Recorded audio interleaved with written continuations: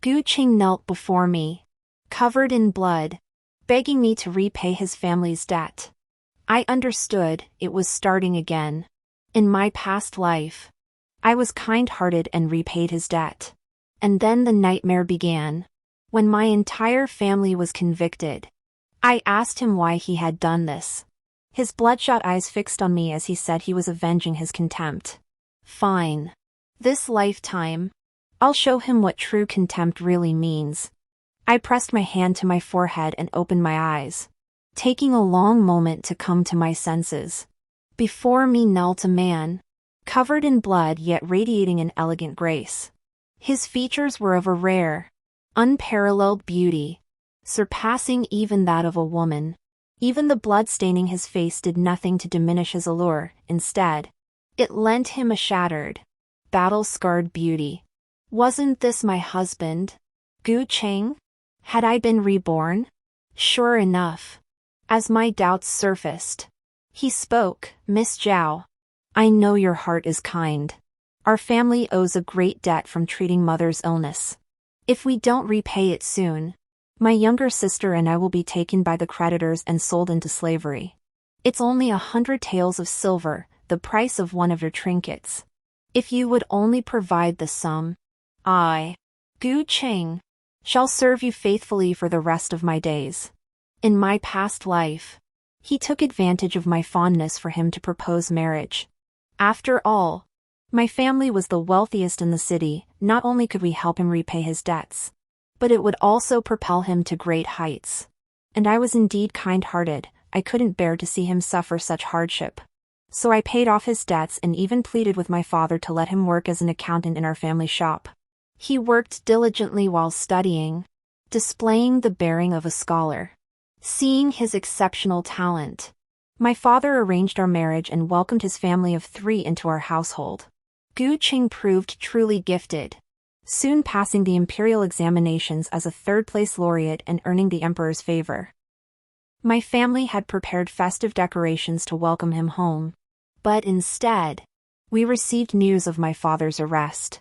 He was accused of writing subversive poetry and consorting with remnants of the former dynasty. Every member of our household, over 30 souls, was executed. The women were sent to the military to serve as camp prostitutes. As I was being taken away, Gu Qing came to see me. By then, he had risen 2 ranks in the bureaucracy, radiating the authority of an official. I asked him why he had done this, for the informant was none other than Gu Qing himself. His eyes flashed crimson as he raged about how my family had despised him. From hiring him as a laborer, to taking him in as a son-in-law, even paying off his debts, all were insults to him. How laughable! We thought we were doing good deeds. Yet he saw them as the deepest humiliation. Well then, I vowed never to insult him again in this lifetime. With a cold laugh, I scrutinized Gu Qing from head to toe and declared bluntly, "Why should I pay your debts? Our families share no kinship, nor were we ever employer and employee. This world is full of kind-hearted souls. Go seek charity elsewhere. My maid has already prepared the purse to pay you, for she knows I've always held Gu Qing in high regard." Hearing my words, she froze in place. Young miss. This. Equally stunned was Gu Qing. He understood my feelings toward him and had expected this kneeling to earn my pity. Little did he expect me to speak with such icy coldness. After a long pause, he stammered, "Miss Zhao, what did you just say? Has Scholar Gu's hearing been impaired by that blow to his ear? I told you to beg elsewhere. I must go to the clinic to have my wound treated. You suddenly blocked my carriage, causing my injury. Not punishing you is already an act of kindness." I pointed to my forehead, where the stinging pain was real. This time Gu Qing heard clearly. His face flushed crimson as he stood up. "Zhao Yuman, I came here sincerely to plead with you. Why must you humiliate me like this? Originally, having just been reborn, I only wanted to return and see my parents and relatives. I had no intention of dealing with him. Little did I know he would be so tactless. Too bad he picked the wrong person. Since childhood, I've traveled with my father to gain experience. Naturally, I'm tougher than other pampered young ladies. In my past life, I suppressed my nature to become a scholar's wife. This time, I refuse to pretend. Pointing directly at Gu Cheng's nose, I retorted, "Do you even realize what you're saying? Everyone, come see. Someone's throwing a tantrum because they can't get their money." My loud outburst instantly drew a crowd. He'd deliberately chosen a secluded corner, hoping to conceal his actions.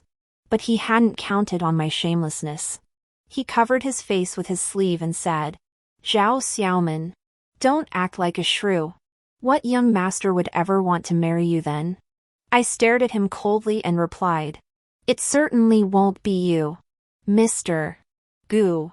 You needn't concern yourself with my future." Seeing the crowd gather, I leaned my head against my maid's shoulder and feigned weakness. "Uncles and aunts, please judge fairly. Scholar Gu's family came seeking money from me in their time of need. I wanted to go to the clinic because he suddenly blocked my horse and cart, injuring my forehead. Yet he stopped me, claiming I was humiliating him.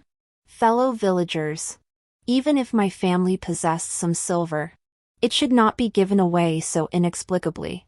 Do I not even have time to investigate properly? Who wouldn't fear being swindled out of their money?" Seeing my feigned distress, Gu Cheng's eyes turned crimson with rage. "What nonsense are you spouting?" he snapped. "I, Gu Cheng, am a scholar. Why would I swindle you out of your money? Then why did you beg for charity instead of borrowing? So a scholar's integrity is just empty talk?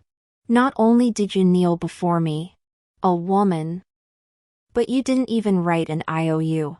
Gu Cheng, I once thought you had some scholarly backbone despite your family's poverty. Now I truly despise you." I displayed my contempt plainly, then waved my hand and said, "Let's go to the clinic." I was certain he wouldn't have the nerve to stop us again. "Wait, Miss Zhao. If you don't save my younger brother and sister, they'll be sold into slavery. Can you truly bear to let that happen?" Gu Cheng's eyes were bloodshot. His fists clenched, he was clearly desperate. I laughed, pointing to my personal maid. "What? Aren't they good enough?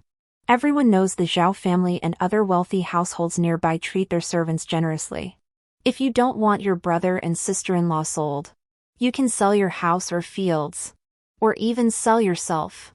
Why bother me? Don't you know men and women should keep their distance? Fine. I'll go work for your Zhao family. Is that acceptable? But first, could you give me my wages?" By now, Gu Cheng's face was twisted into a grimace. I pressed a handkerchief to my forehead, where a faint crimson stain had already appeared. "Goodness, Mr. Gu, what on earth is wrong with you? Let Miss Zhao tend to her wound first. Can't you see the poor girl's delicate skin is bleeding?" A kind-hearted auntie finally spoke up. Only then did Gu Cheng grudgingly step aside, bowing his hands and saying, "This humble scholar was too forward. Please proceed, Miss Zhao." As I passed him, I said coldly, "The Zhao household values character when hiring servants. Scholar Gu, perhaps you should seek employment elsewhere. Though I am a woman, I still hold influence in our family's business affairs." Gu Cheng said nothing, but I knew he wouldn't let this go. Yet I wasn't the least bit afraid. You must understand that studying is the most expensive pursuit. Without my backing, his chances of passing the imperial exams and becoming a third-place scholar would be next to none. Go to the clinic and get your head bandaged first. The wound is quite serious. Just as I stood to leave, a figure clutching his chest was helped inside. He was undeniably handsome, though frail as a sickly beauty. Yet my whole body trembled. It was him. Qiao Yun-san, the top scholar from Gu Cheng's examination cohort. He appeared when I was being tortured to death in the military camp, claiming he had cleared my family's name. He said he was late in coming and intended to take me back to my parents. When I asked why he did this, he replied it was to repay the kindness my family showed by distributing soup years ago.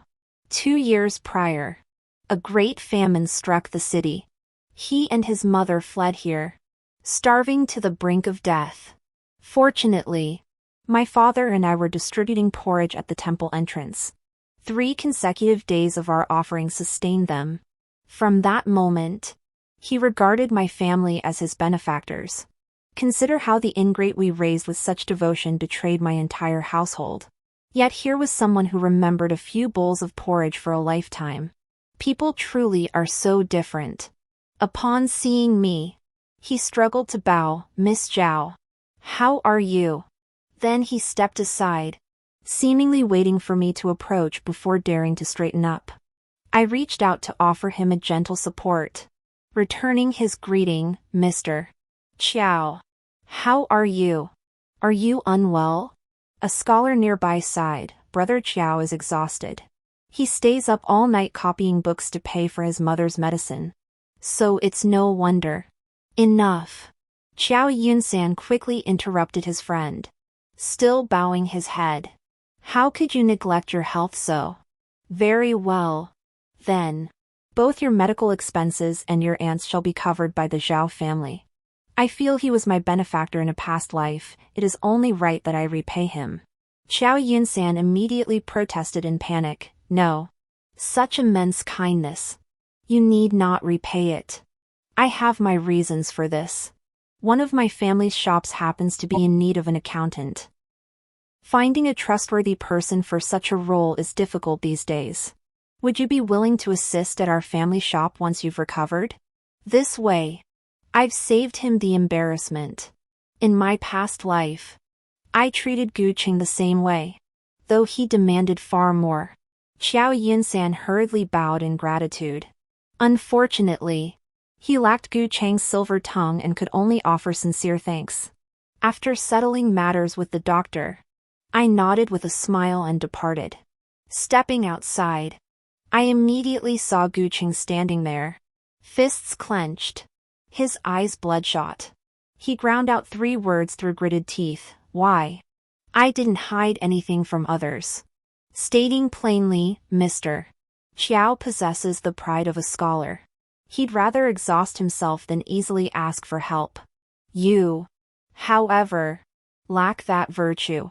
You're getting revenge on me?" Gu Qing suddenly demanded. My heart skipped a beat, fearing he had discovered something, but turning to see the hurt in his eyes, I understood. His accusation of revenge stemmed from his ignoring me when I visited the academy days prior. I gave a cold laugh. As a lady of the Zhao family, I am hardly one to take notice of a mere scholar like you. With that, I boarded the carriage and returned home. Little did I expect that after explaining my head injury to my parents and returning to my room, a maid from the outer courtyard announced the epiphyllum in the back garden was about to bloom, urging me to come see it. They say the epiphyllum's bloom is fleeting and rare, so I hurried over. But instead of the flower, I saw Gu Qing, dressed in a blue robe, standing there like a graceful orchid or a jade tree. When I turned around, the maid who had led me there covered her mouth and smiled as she stepped back, like a matchmaker arranging a young lady's meeting with her beloved. Little did I know that this matchmaker, in a sense, was an accomplice. She believed she was helping the young lady break free from the constraints binding women, unaware that one misstep could lead to a dead end. Like in my past life, when I disregarded doctrine and propriety for so-called love, only to see my family destroyed. This lifetime, I sought nothing but vengeance.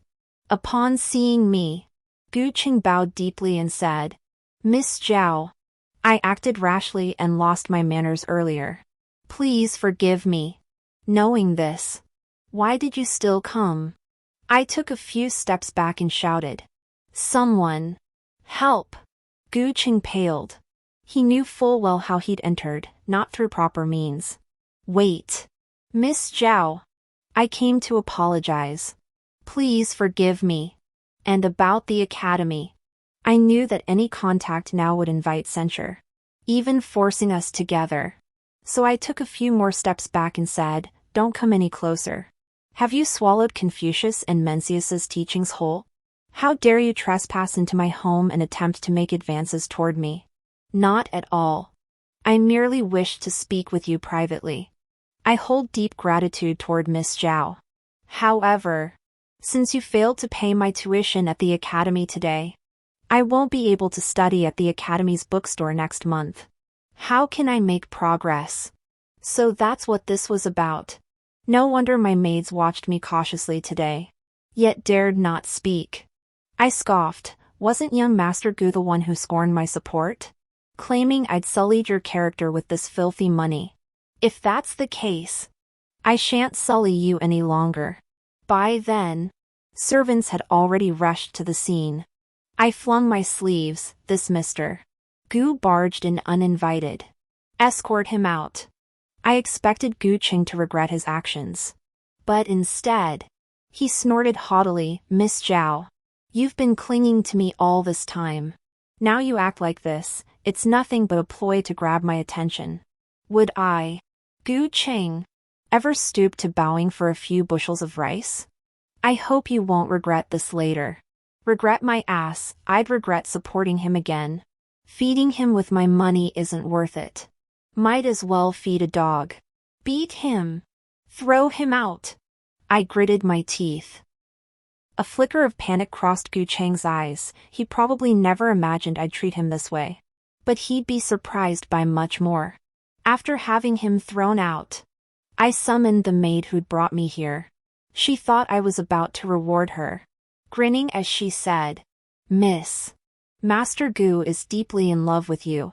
If you just let him into the mansion, wouldn't you be together every day from now on?" I glanced at this ignorant girl and finally remembered she was destined to become one of Gu Cheng's concubines. No wonder she looked familiar just now. I sneered coldly. "Do you even know whose hands hold your indenture? Whose household pays your monthly wages? Now you dare deceive your mistress into secret trysts with some outsider? Is this the deed of a true servant? Though the Zhao household treats its retainers kindly, we cannot tolerate deceiving our masters behind their backs. Guards! Beat her to death with clubs." The girl's face instantly drained of color. She scrambled to kowtow, stammering, This servant merely heard that the young mistress harbored feelings for Scholar Gu. So I helped bring you two together. I meant no harm. Helped bring you together? I retorted. Did I give you permission? Or did you grow infatuated, mistaking that Scholar Gu for your true master? Bring on the punishment. Let this serve as a warning to all who dare act on their own initiative. I swept my sleeves and left, not even glancing back at the whales behind me. My actions drew my parents' attention. They both felt my punishment was excessive. After all, I hadn't yet married. Such brutal treatment of servants might spread rumors. Father, I never intended to marry out. Even if I take a husband into the family, I will personally manage our business, never entrusting it to others. But as a woman, some will inevitably resent my authority. I cannot allow others to walk all over me without protest. From this day forward, I will make it clear, no one dares bully a daughter of the Zhao family. My father, upon hearing this, not only didn't get angry but applauded repeatedly, saying I was indeed worthy of being his daughter. My mother turned ashen with fury, saying, even if we take in a son-in-law, haven't you always felt differently about that Scholar Gu? Should we bring him into the household? And his younger brother and sister-in-law too. If we befriend them early and show them kindness, even if he gains official rank in the future, he might just look out for you. Mother, some people are born ingrates, like Scholar Gu. I've seen through him. He's not worth our family's support. When Mother asked what had happened, I recounted how he'd pressured me to save his siblings, then caused my head injury. Not once did he glance at my forehead. Such a selfish man, how could he deserve our help? Mother embraced me and said, My daughter has grown up and formed her own convictions. Rest assured. You shall decide this matter. Your father and I will follow your lead. I nodded. The next day, I went to the headmaster of the academy and terminated all financial support for Scholar Gu, including the stationery and tuition I'd previously provided to save face. Simultaneously, I asked the headmaster to select impoverished students from our village for sponsorship. The headmaster gathered information on these students, and I immediately selected those who showed promise for future achievement and wouldn't turn out to be ungrateful. In my past life, I had focused solely on Gu Cheng, and he eventually understood my intentions, deliberately lingering around me. This time, by choosing these students, I believed they would understand our family's intentions. We weren't selecting potential sons-in-law, we simply wished to cultivate relationships with them. Should they rise to prominence in the future, I trust they will extend some support to my family. After settling these matters, I stepped out with my maid and immediately collided with Gu Cheng. He paused for a moment, then straightened his back, his expression saying, "I knew it would be like this. He really has thick skin." Thinking I came to seek him out. What a lovely fantasy. I walked straight past him without so much as a glance. A scholar nearby asked curiously, "Brother Gu, wasn't that young lady from the Zhao family here to see you? Why won't she speak to you?" Gu Cheng's face darkened. Perhaps she feels awkward with so many people around. "Brother Gu, you're truly blessed. Such a beauty keeps seeking you out. And she's so bashful and shy." Just then, I approached Xiao Yunsan, gave him a light bow, and inquired, "Has young Master Qiao's condition improved?" With so many people around, I didn't speak to Gu Cheng but conversed freely with Xiao Yunsan. His sense of fairness immediately felt unbalanced. Xiao Yunsan promptly declared he was much better and thanked me repeatedly. "You'll have more to thank me for later. Go back now." After all, Xiao Yunsan's name was among the scholars I intended to assist. He took his leave, puzzled, and returned to his place. Gu Cheng's composure shattered. He strode up to me and demanded, "Miss Zhao, what exactly do you mean by this? What do you mean? You won't speak to me, yet you converse so warmly with that Xiao fellow. Have you changed your target?" I looked at him coldly. "What target? What does this have to do with you? Mr. Gu, you're merely a scholar. Aren't you meddling a bit too much? You're unreasonable." He swept his sleeve to leave, but I cut him off. "Mr. Gu, there are countless men in this world. Sometimes, being too full of yourself isn't a good thing." Gu Cheng stiffened, yet still walked away, albeit a bit slowly. Truthfully, I could see he was still struggling, as if hoping I'd call him back. But from start to finish, I never spoke. I didn't even sneer at his duplicity, at how his so-called nobility was nothing but a facade. The real collapse would come when he returned to the academy. I wondered how long he could endure here without my support. What I hadn't anticipated was that upon returning home and picking up the ledger, a servant announced 2 children, a boy and a girl, were seeking me. I surmised they must be Gu Cheng's ungrateful brother and sister. In my past life, one had entered the Imperial Academy, while the other had married into a prominent official family. I'd been a bit strict, forbidding the boy from associating with unsavory characters, which left him perpetually sullen. The girl had secretly met with some penniless scholar, and she'd confronted me directly, "Why can you be so affectionate with my brother?" But I can't? As if I dared do such a thing without a solid family background? What did she have? Yet when Gu Cheng returned, he accused me of being harsh with them. The boy claimed I cut off his path to learning.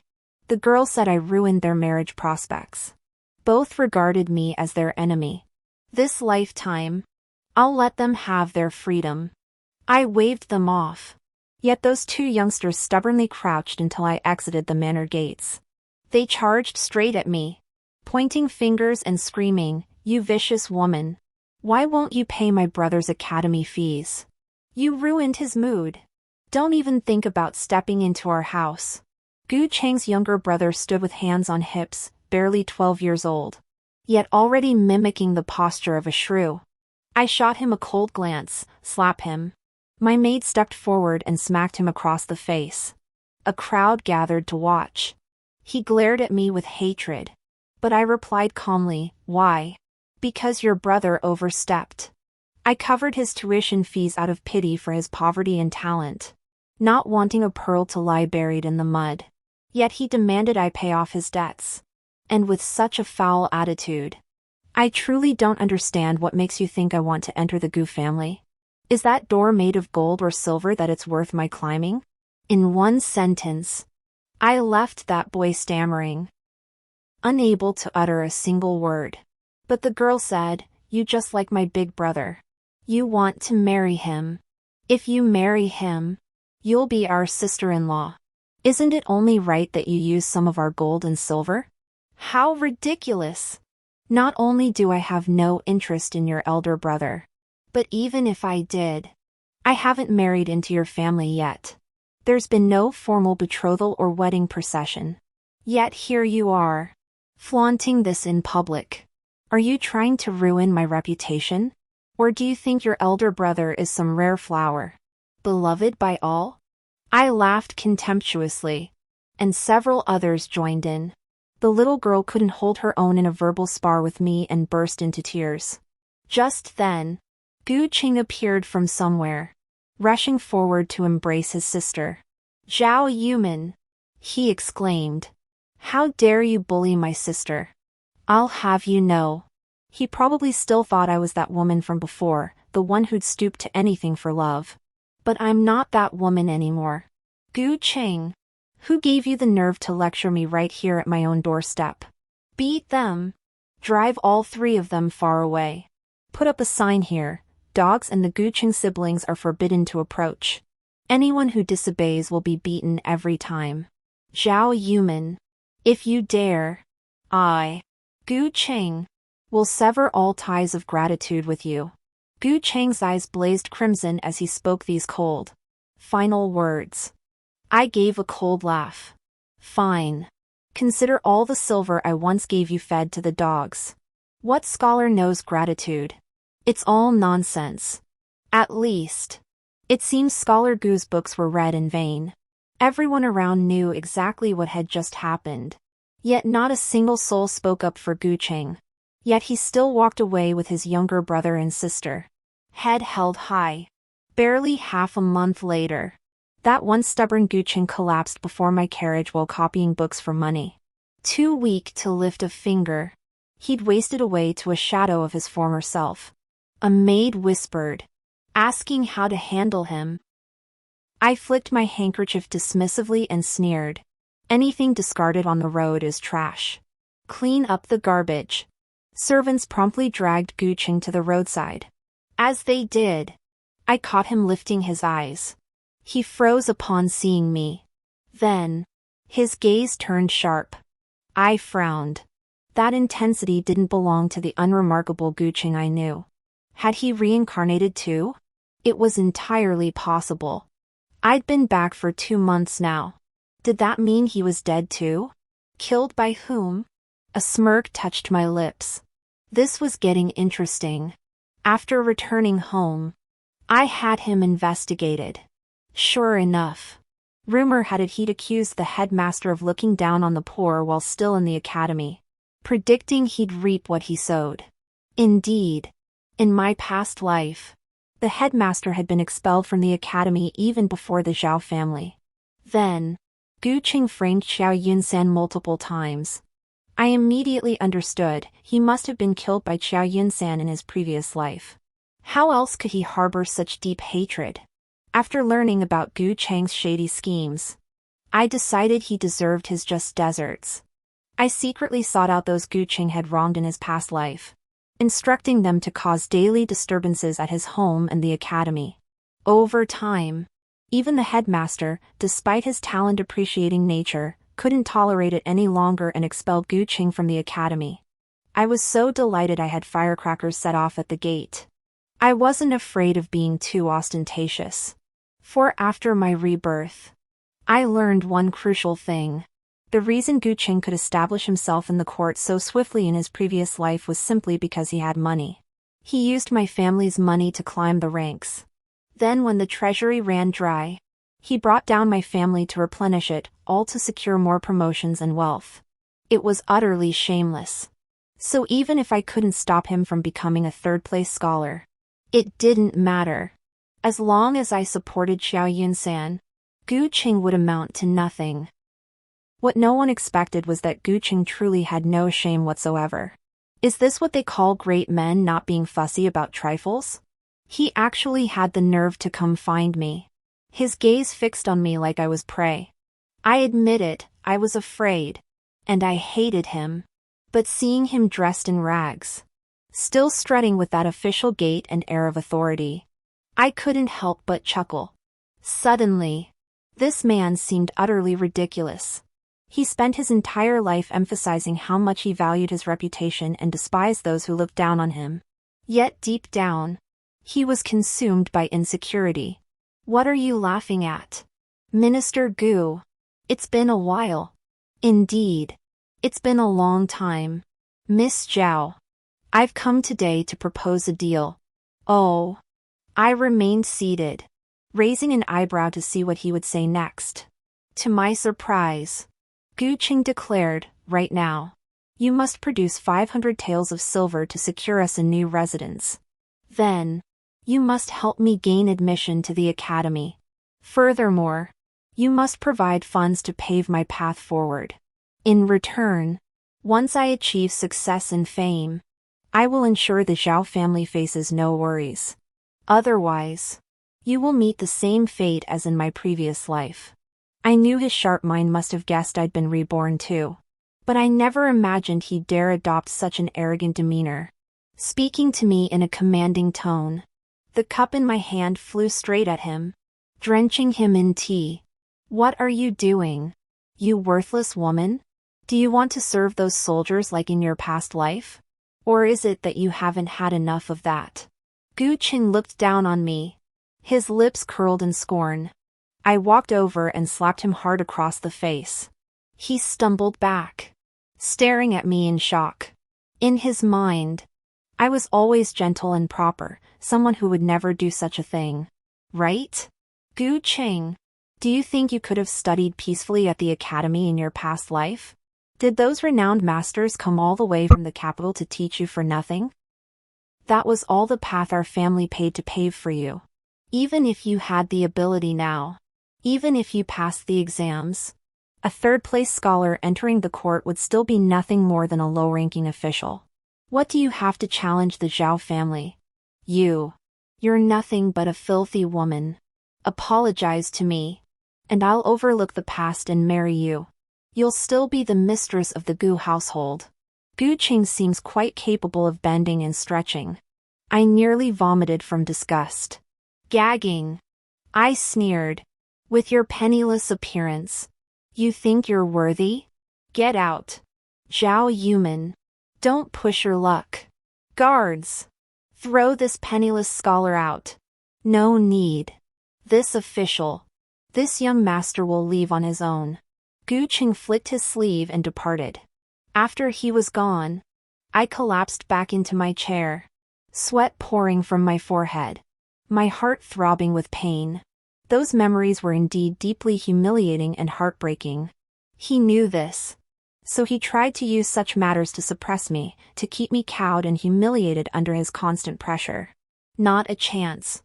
Though a woman, I understood survival meant never relying on or clinging to a man.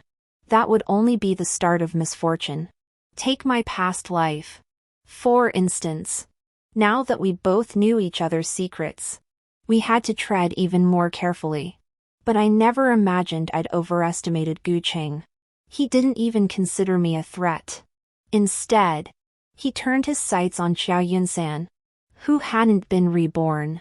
He schemed relentlessly to harm him. even going so far as to hurt Xiao Yunsan's mother to distract him from his studies. I promptly brought Xiao Yunsan's mother into our residence. Officially, she was hired to assist in our kitchen, but in reality, I arranged for her medical treatment and hired servants to attend to her daily needs. Then, at the Merchants Association, I encountered Gu Qing following behind Miss Liu. I heard they had already married. He had even become a son-in-law by marriage. He had returned to the academy and seemed much better off than before. Yet I smiled, for he remained unaware that I had actively orchestrated this outcome behind the scenes. Everyone in the city knew Miss Liu and I were the prized daughters of two major merchant families. Though the Liu family ranked slightly below ours, they still possessed considerable standing. Of course, someone of Gu Chang's station wouldn't know this. I had arranged for it to be leaked to him. For I understood that beneath her ordinary exterior, this Miss Liu harbored a very peculiar inclination. Namely, she enjoys collecting handsome young men to torment them, though never to the point of causing death. Only her closest young female confidants know this. Outsiders remain unaware. Don't be fooled by Gu Chang's current dashing demeanor. Who knows what lies beneath that loose robe? Ha! Upon closer inspection, he even seems to have a slight limp. Perfect. Seeing him suffer brings me peace of mind. The banquet seated male and female guests separately. I pulled Miss Liu aside to congratulate her on securing such a fine husband. Knowing her to be ever suspicious, I casually mentioned a few of Gu Chang's past deeds, like how he'd once sought me out at the Zhao residence. Miss Liu's expression darkened. Once she returned home, the real drama would begin. Sure enough, the very next day after I returned home, Gu Qing came looking for me. Dying to see him humiliated, I let him in. While watering the flowers, I said coldly, "Scholar Gu, what brings you here?" Gu Qing stood there, his face darkening slightly, then said, "Why did you spread rumors to Miss Liu, making her?" I noticed several red marks below his neck. Not bad. Miss Liu was ruthless. Wasn't that your own choice? What exactly do you want? I've already spared you. I only seek vengeance for Qiao Yunsan's betrayal. He trailed off mid-sentence. What do I want? You dare ask what I want? My father, my mother, our entire household, all dead. And you still have the nerve to question my motives? Are you out of your mind? Gu Qing opened his mouth, then sighed. All right. Let's reconcile. I was wrong in my past life. Now help me divorce that vicious woman from the Liu family. Then I'll marry you. From now on, I'll be devoted to you. Too late. I curled my lips. Just then, Miss Liu arrived with her servants, grabbed Gu Qing, and began beating him. Want a divorce? Huh? All this talk of past lives and present ones, you're quite the player. Didn't you say you fell for me at first sight? Didn't you promise undivided devotion? Men really are untrustworthy. Miss Liu didn't care about the scandal, she was already married anyway. They dragged Gu Qing back to her house. Now the whole city knew he was a philanderer. But my reputation took a hit too. My parents worried themselves into gray hair over it. They started seeking matchmakers for me, blaming Gu Qing for his shameless behavior. I couldn't care less. If no one proposes, so be it. I can live freely without a man. Now I'm delighted every day, hearing about Gu Chang's struggles and Miss Liu's torment of him. The best part? Miss Liu brought all of Gu Chang's younger siblings to live with her family, so he couldn't even run away. Thankfully, she's a smart woman. She didn't blame me at all. In fact, she thanked me for sending someone to alert her to catch her unfaithful husband. Naturally, I kept up the friendly act with her. I even told her that if she wanted a man to be faithful, she had to clip his wings. That way, he wouldn't fly off and forget about her. Soon after, I heard Miss Liu had broken Gu Chang's hand, his writing hand. When I heard this news, I nearly laughed myself silly. He wanted to take the imperial exams. Didn't he? How would he travel to the capital to sit for them with one hand missing? How could he possibly pass and become a third-place scholar? Meanwhile, Xiao Yunsan and the scholars I sponsored were preparing to depart for the capital. Before leaving, they all came to the Zhao residence to bid farewell, addressing my father as their benefactor. My father, a mere merchant, had never received such reverence. He spent the entire evening grinning from ear to ear. Finally, Xiao Yunsan suddenly stepped before me and bowed deeply. Miss Zhao, should I pass the examinations? I shall return to express my gratitude for your kindness. Without much thought, I waved and laughed. You will certainly succeed. When you do, come and take mother back to the capital with you. He opened his mouth, but in the end, no words came out. After he left, his mother handed me a letter. It contained only one line. Should I succeed in the examinations and return, I shall personally come to your residence to propose marriage. Should I fail, Miss Zhao may consider this letter never received. My heart skipped a beat. With my reputation now, would he still come to propose? Was his proposal to repay a debt of gratitude? Or did he harbor other intentions? Of course, I didn't dwell on it for long. I joined my father in managing the family business, and it grew larger and larger. As for the 3 Gu family members, they had now become little more than servants to the Liu household. Though Gu Qing remained the husband of Miss Liu, his infidelity had long made her suspicious. With his hands severed, he could no longer earn a living and depended entirely on the Liu family for survival.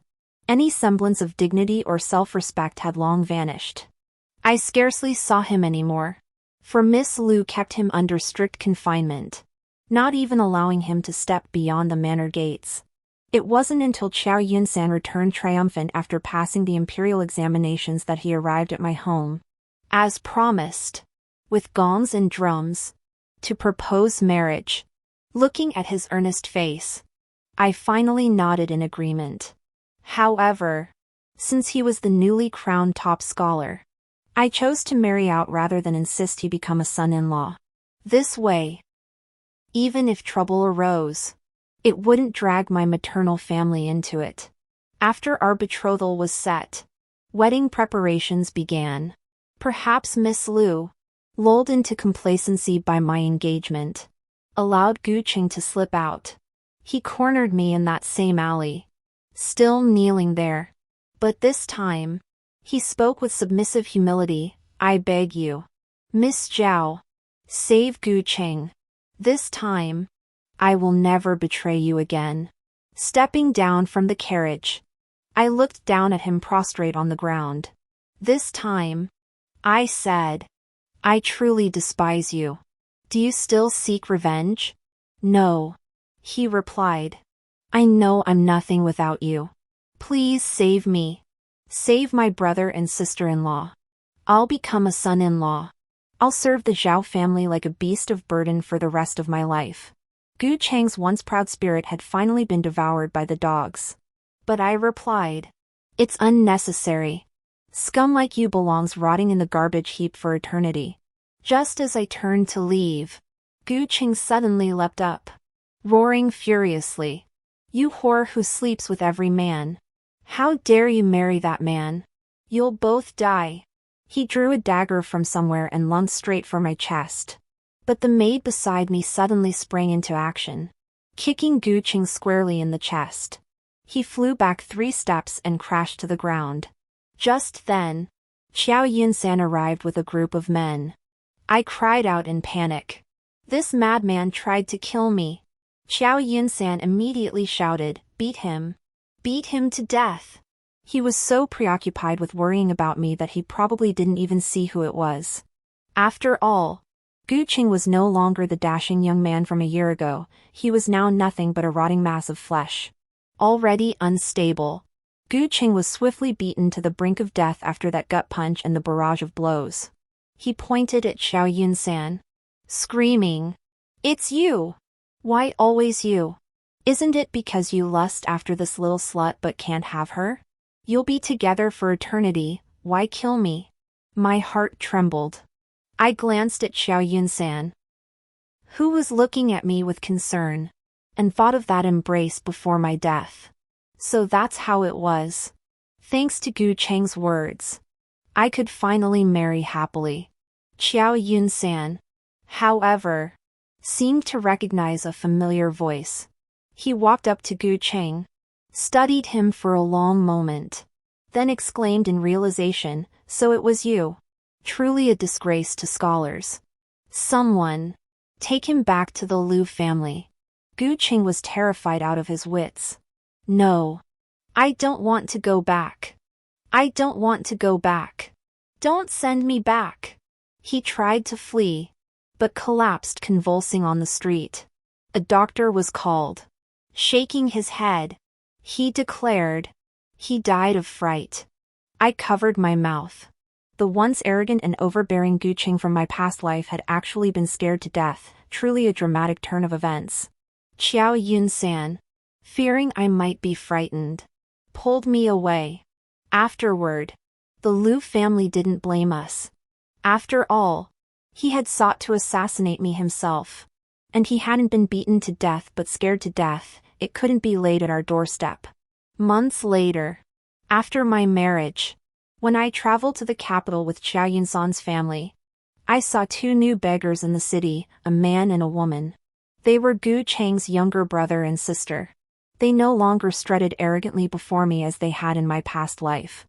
Instead, they knelt on the ground, earnestly begging for charity. But I simply ordered the carriage to drive past. Not a single coin would be given to these ungrateful dogs. They didn't deserve it. The end.